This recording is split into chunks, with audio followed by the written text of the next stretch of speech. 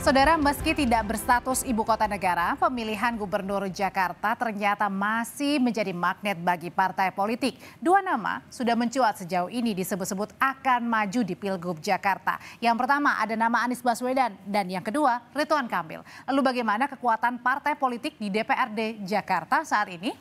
Saudara, kalau melihat dari hasil pemilu legislatif 2024, PKS ini memperoleh suara atau kursi 18 kursi di DPRD Jakarta. Kemudian disusul dengan PDI Perjuangan 15 kursi, Partai Gerindra 14 kursi, Partai Nasdem 11 kursi, hingga P3 yang memiliki 1 kursi. Berdasarkan partai politik bisa mengusung pasangan calon di Pilkada Jakarta jika memiliki 20% kursi di DPRD atau 25% suara sah dalam pemilu DPRD terakhir. Ini berarti tidak ada satupun partai politik yang bisa mengusung pasangan calonnya sendiri, melainkan mereka ini harus berkoalisi. Pertanyaannya, bagaimana tarik-menarik partai untuk pasangan calon yang akan diusung dalam Pilgub Jakarta? Kita simak informasinya berikut ini. Peluang rivalitas Anies Baswedan dan Ridwan Kamil di Pilgub Jakarta direspons oleh Partai Kebangkitan Bangsa atau PKB. Ketua DPP PKB Daniel Johan menyebut menghormati tokoh yang diusung dari parpol lain. Hingga saat ini, baru DPW PKB yang mengeluarkan rekomendasi untuk Anies maju di Pilgub Jakarta. Kami tentu menghargai setiap keputusan partai nanti, termasuk di DKI kita juga belum tahu apakah akan muncul 2 atau 3 calon. Tetapi siapapun yang muncul kami akan selalu siap.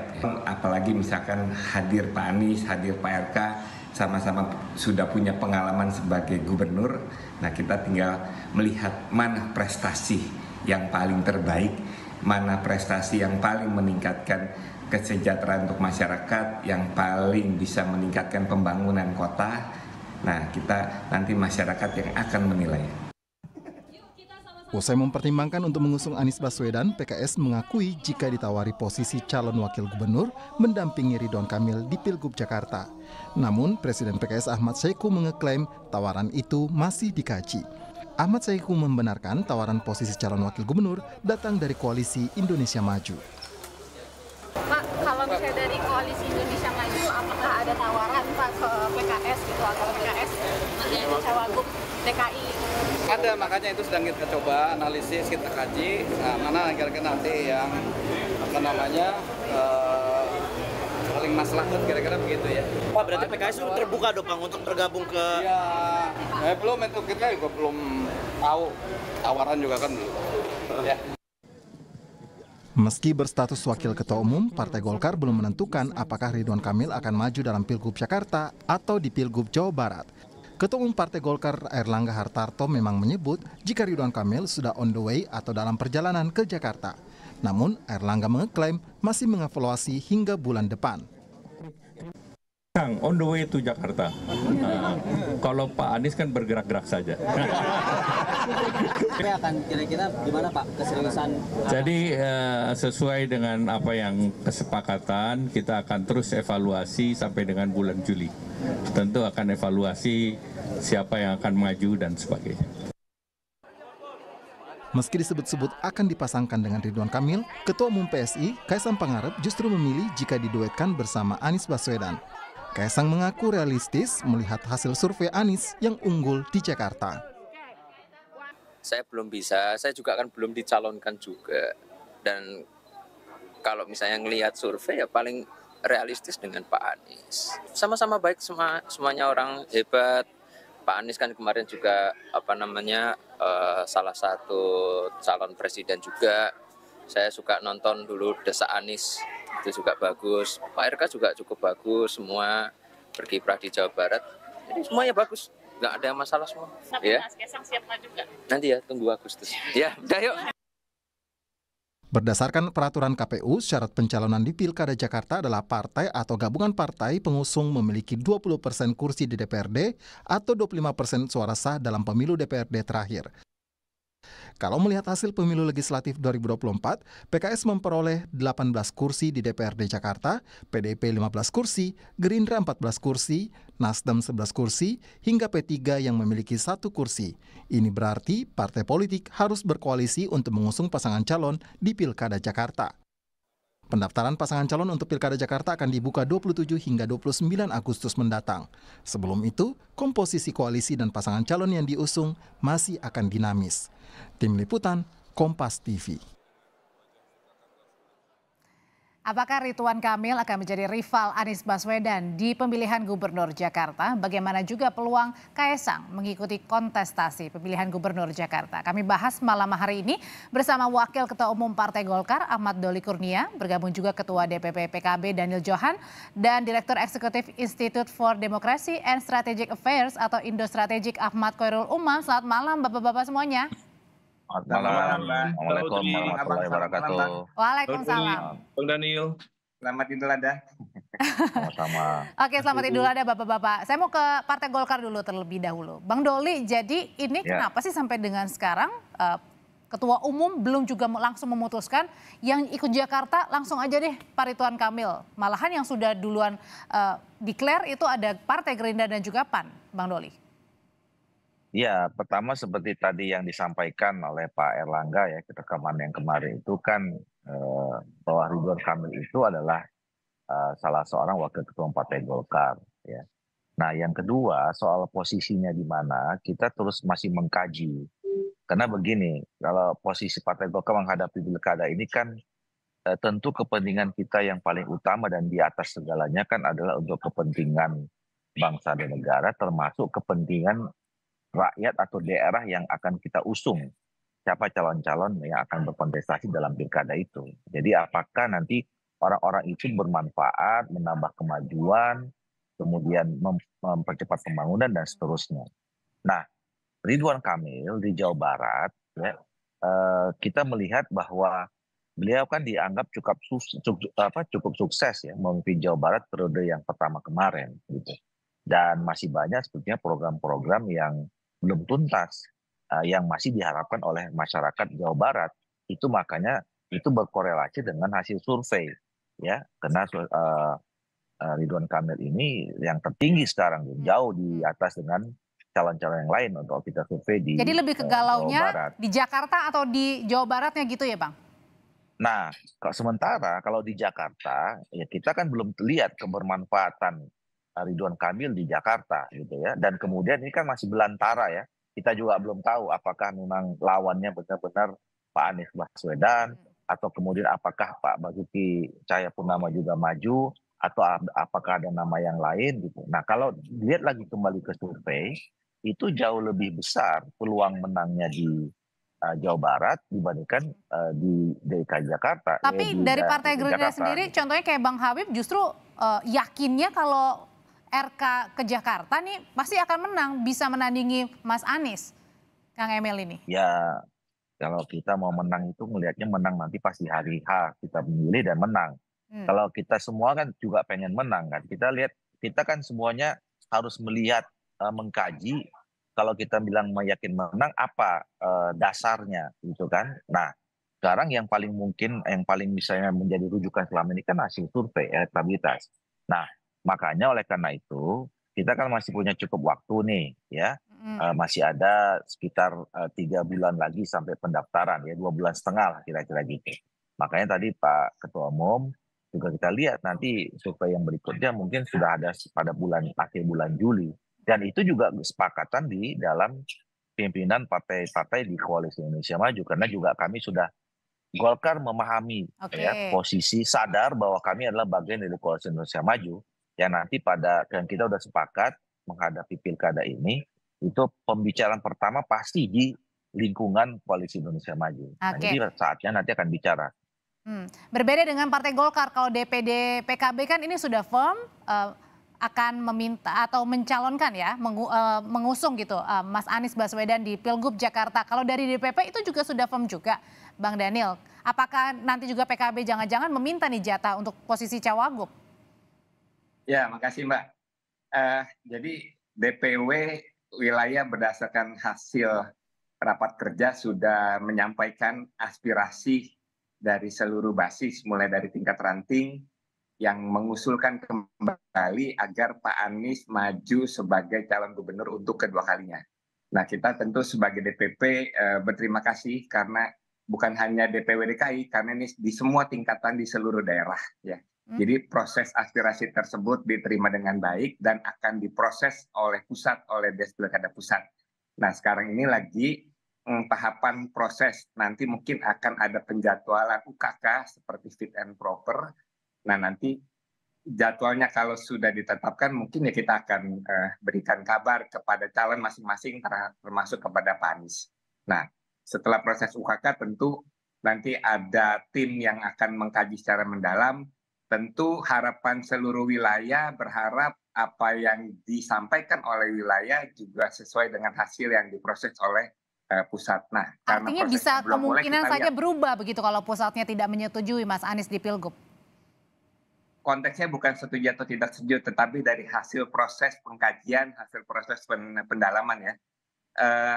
Sejauh ini apa yang disampaikan oleh wilayah ya pada umumnya akan sejalan lah. Kita karena DPP sikapnya itu sangat mendengarkan aspirasi baik tingkat cabang untuk tingkat kota dan kabupaten maupun tingkat provinsi untuk tingkat wilayah. Oke, Mas Umam sebenarnya apa sih yang masih menjadi daya tariknya untuk pemilihan gubernur Jakarta? Sudah tidak lagi menjadi ibu kota, pemilihan presiden juga sudah selesai, tapi magnetnya ini ternyata masih di Pilkada Jakarta. Iya Mbak Audrey, kalau bicara tentang magnet, tentu Jakarta tidak akan luntur begitu saja. Memang betul status ibu kota akan bergeser ke IKN Nusantara, tetapi tetap center of gravity dari Indonesia secara politik, secara ekonomi tetaplah Jakarta. Dan Jakarta dengan kekuatan magnitude yang cukup besar, kalau misal kita cek sekali lagi APBD-nya mencapai sekitar 85-87 triliun, kemudian ini bisa menjadi panggung etalase kekuatan politik yang akan memaintain kartu politik seorang figur tetap hidup, tetap on sampai di pemilu yang akan datang. Maka menjadi cukup clear bagi siapapun yang memiliki kapasitas untuk mencoba melakukan akselerasi, maka DKI Jakarta adalah pilihan yang tepat. Nah, saya mencoba untuk meng-highlight beberapa hal. Tadi pertama yang disampaikan oleh Bang Doli, saya pikir itu mempertegas bahwa ada semacam faksionalisme yang dalam konteks ini kontestasi. Di dalam internal Golkar, tentu ada aspirasi yang beragam, ada yang berharap Pak Ridwan Kamil maju di DKI Jakarta, ada yang tidak. Dan hal itu tentu berbeda dengan aspirasi dari gerbong beberapa partai yang lain, seperti PAN. PAN itu yang mengusulkan tidak level di bawah ketua umum, tapi langsung ketua umum.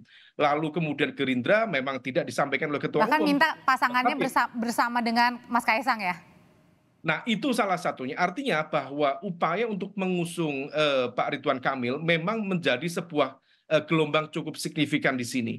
Nah, kalau misal kemudian itu bisa dilakukan, tentu ini menjadi sebuah gerbong yang cukup penting untuk dipertimbangkan. Terlebih, kalau misal hari ini tadi ada statement dari Ketua Umum PKS, Presiden PKS ya, yang mengatakan bahwa dari partainya mendapatkan tawaran sebagai wakil dari calon gubernur dari Koalisi Indonesia Maju dan diiyakan oleh beliau, Pak Ahmad Syaiqo, maka ini mempertegas sekali lagi ada beberapa indikasi. Pertama, barangkali ini adalah strategi untuk mengkat manuver atau langkah konsolidasi dari Anies Baswedan untuk mengkonsolidasikan 20% kekuatan di DKI Jakarta. Dan yang kedua, bisa saja ini menjadi sebuah pintu bagi PKS untuk menegosiasi dan juga melakukan kompromi untuk masuk di pemerintahan yang akan datang. Terlepas dari itu, ini situasinya sangat light, tetapi kalau misal kemudian kita cermati secara general, di sisi Kim tampaknya ada tingkat kepercayaan diri yang cukup tinggi, sementara dari sisi salah satu kandidat adalah Mas Anies Baswedan sebagai petahana, mantan capres juga memiliki bekal kekuatan politik yang cukup memadai di DKI Jakarta, tampaknya masih betul-betul harus berhitung, terutama untuk memastikan threshold 20% itu. Kalau misal threshold itu bisa terpenuhi, let's say PKS akhirnya tidak bergabung dengan koalisi Kim di pilkada nanti, di backup oleh PKB, kalau misal kemudian konsisten dan istiqomah, Mas Daniel, lalu dari Nasdem misalnya maka ini bisa menjadi sebuah alternatif yang cukup memadai. Yang belum clear, the only one adalah PDIP. PDIP menjadi partikel yang agak mengambang. Di satu sisi dia berada di tengah di antara kutub, let's say di sisi kanan ada teman-teman Kim, di sisi kiri ada teman-teman dari koalisi perubahan. Sementara PDIP tidak memiliki golden ticket. Ini yang kemudian perlu kita hitung. Apakah kemudian akan bergabung ke salah satu atau berikhtiar menciptakan koalisi baru. Apa karena juga pertaruhan untuk Pilgub Jakarta ini bukan hanya tadi IKN-nya sudah pindah, tetapi juga kemudian masih tetap Jakarta yang menarik. Salah satunya karena pertaruhan nanti 5 tahun mendatang menentukan juga di Pilpres. Siapa yang akan menjadi maju sebagai calon presiden? Persis Mbak Audrey, karena bagaimanapun juga pilkada kali ini dilakukan secara serentak pada November 2024. Artinya bahwa kemudian pilkada secara serentak yang akan datang di 500 sekian kabupaten kota dan juga provinsi akan dilakukan pada November 2029 yang akan datang. Artinya komposisi pemenang di Pilkada 2024 ini akan menjadi sebuah sel-sel kekuatan politik baru yang akan menentukan bagaimana konfigurasi kekuasaan di Pileg dan juga Pilpres 2029 yang akan datang. Mbak Audrey.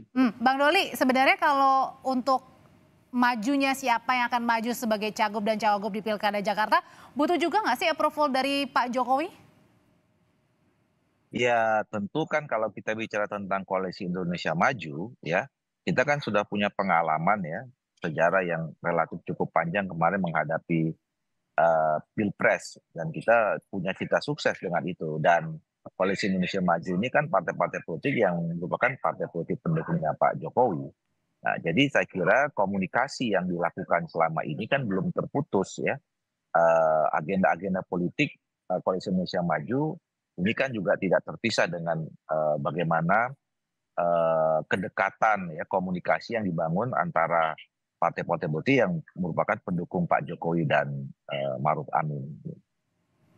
Tapi kalau dari Koalisi Indonesia Maju sebenarnya harus terus berkoalisi nggak di Pilkada? Misalnya katakanlah Gerindra pada saat sudah pengennya RK maju di Jakarta, mungkin saja Gerindra dari Pilgub Jabar menginginkan Kang Deddy. Nah, satu sisi juga Partai Golkar kan masih menimbang nih RK mau di Jakarta apa di Jabar. Jadi harus tetap koalisi atau bisa pisah jalan di Pilkada?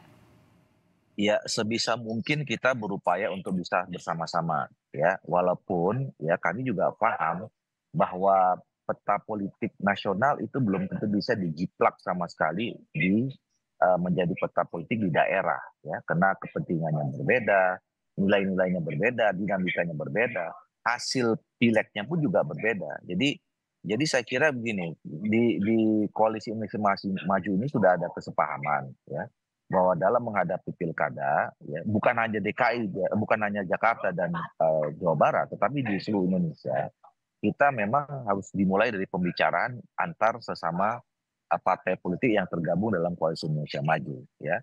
Dan kita berupaya kalau memang bisa bahas bersama, ya kita bisa bersama. Tetapi sekali lagi saya katakan nggak mudah juga, karena tadi di setiap daerah itu akan harus sama gitu, karena situasinya berbeda, petanya, konfigurasinya itu berbeda juga, tidak sama dengan di nasional gitu. Jadi saya kira itu juga dipahami ya, disadari oleh semua pimpinan partai politik yang tergabung dalam Koalisi Indonesia Maju. Artinya tapi bahwa kita punya keinginan bersama, iya. Oke, kalau misalnya pisah jalan pada saat pilkada, Mas Umam, ini mungkin nggak terjadi gesekan atau semuanya saling mengerti? Kalau pisah jalan di pilkada. Iya.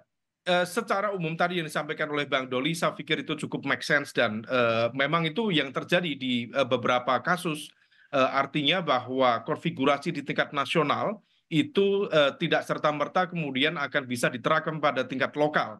Bahkan yang berbeda ideologi sekalipun, let's say seperti PKS dan juga PDIP, di tingkat nasional per hari ini belum pernah terjadi peleburan secara konkret dalam konteks gerbong kekuatan politik. Tetapi dalam level pilkada itu sudah terjadi berkali-kali dalam konteks studi kasus di banyak daerah.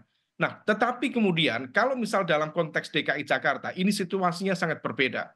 Maka kalau misal kemudian nanti Koalisi Indonesia Maju terutama sebagai koalisi yang menang di Pilpres yang lalu, maka dia memiliki kepentingan betul untuk mengamankan basis kekuatan DKI Jakarta. Besar kemungkinan, most likely, Koalisi Indonesia Maju akan betul-betul solid untuk mengamankan kekuatan di DKI Jakarta. Mengapa? Karena dalam konteks ini besar kemungkinan mereka akan meletakkan basis kekuatan kepemimpinan DKI yang bisa diajak berkoordinasi, bisa diajak komunikasi dan tidak menjadi rival atau kompetitor politik yang potensial di ajang kontestasi yang akan datang. Nah, di level inilah yang kemudian tampaknya terutama di Koalisi Indonesia Maju akan tetap solid untuk menghadirkan kekuatan yang besar. Adapun di koalisi-koalisi yang lain masih membuka kemungkinan, bahkan besar kemungkinan akan terjadi fragmentasi dan juga faksionalisme. Kita tahu kalau misal kemudian PKB dan juga Nasdem mencoba untuk menyeberang dari yang kemarin koalisi perubahan yang tampaknya begitu solid, tapi ternyata manuvernya cukup cepat dan kemudian tampaknya akan bergeser, maka pilkada ini adalah bagian dari ruang negosiasi dan juga kompromi untuk melakukan manuver-manuver politik ke depan. Oke, benar Bang Daniel, ini menjadi pilkada Jakarta ini juga bukan hanya pertaruhan, tapi lebih kepada tadi ya, ruang negosiasi nih. Ya siapa masuk koalisi pemerintahan nantinya di Prabowo Gibran? Ya, sejauh ini memang yang seperti dijelaskan oleh Bang Doli ya, ataupun Bang Umam, bahwa dalam konteks pilpres agak sulit kalau disamakan dengan konteks pilkada. Karena faktanya semua partai itu punya sikap yang sama, bahwa di pilkada itu koalisi lintas yang tidak ada hubungan dengan koalisi pilpres itu terjadi. Ya. Baik PDP dengan PKS di daerah tertentu, Gerindra dengan PKB, Gerindra dengan PKS, itu semua terjadi. Nah, termasuk seharusnya dengan Jakarta. Nah, sehingga dari konteks itu selama ini, sejauh ini seluruh partai saling memahami, artinya tidak disangkut pautkan dengan persoalan pilpres maupun dengan persoalan pemerintahan berikutnya. Nah, kita berharap ya semua itu berjalan seperti yang sudah berlaku selama ini. Jadi bukan alat bargaining ya?